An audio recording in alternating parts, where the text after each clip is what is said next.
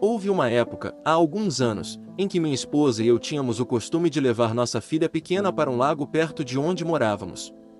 Aquilo se tornou quase um ritual nos finais de semana. Era um lugar perfeito para nos desconectar da rotina. Fazíamos um piquenique, brincávamos na areia. Era sempre muito tranquilo, e talvez fosse essa quietude que tornava o lugar tão especial para nós. Certa tarde, depois de um almoço à beira do lago, minha esposa decidiu que ia dar um mergulho. Ela levantou, tirou a areia das pernas, e foi em direção à água. Fiquei na areia com nossa filha, jogando pedrinhas no lago e observando minha esposa se afastar. De repente, algo pareceu estranho. Ela parou de nadar e ficou olhando em minha direção, mas sua expressão mudou, algo estava errado. Tentei entender o que se passava enquanto ela tentava me dizer alguma coisa. No começo, não conseguia ouvir o que dizia. O vento abafava a voz dela, mas quando finalmente ouvi, um arrepio percorreu minha espinha. Ela disse algo que me fez congelar. Acho que acabei de pisar na cara de alguém. Por um instante, fiquei imóvel, tentando entender se aquilo era alguma brincadeira de mau gosto ou se ela tinha imaginado algo. Mas o rosto dela estava pálido, quase como se o sangue tivesse sumido. Ela não estava brincando, e o medo nos olhos dela era real. Ela virou e começou a nadar em direção à margem, com uma urgência que eu nunca tinha visto. Eu mal conseguia respirar, só conseguia olhar enquanto ela nadava com todas as forças, sem olhar para trás. Quando finalmente saiu da água, ainda estava tremendo, e levou alguns minutos para conseguir falar.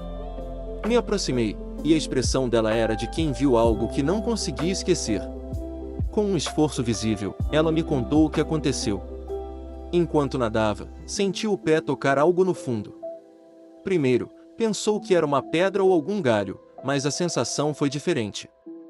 Era macio, e então ela percebeu que era a forma de um rosto humano.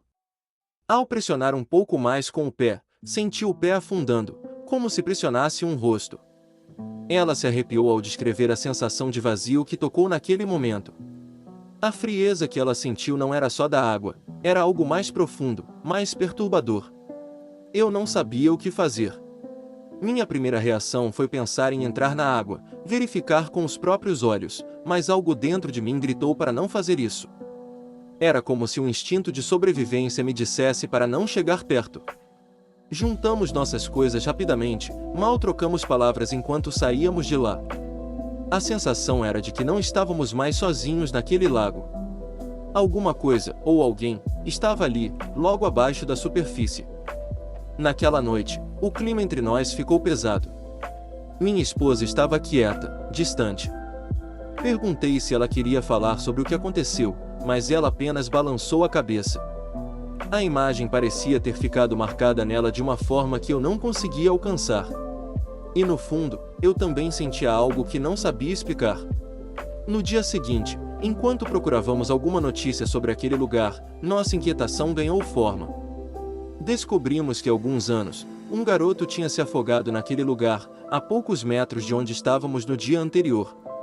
Ele tinha se afogado, há quase 3 anos atrás, mas não tinha nada naquele lugar enquanto estávamos lá, ou pelo menos era o que nós achávamos.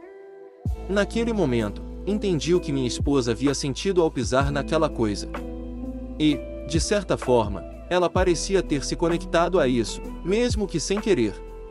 Foi aquilo que ela tocou no fundo do lago, estou convencido disso. Ela também sabe disso, mesmo que nunca tenha dito as palavras.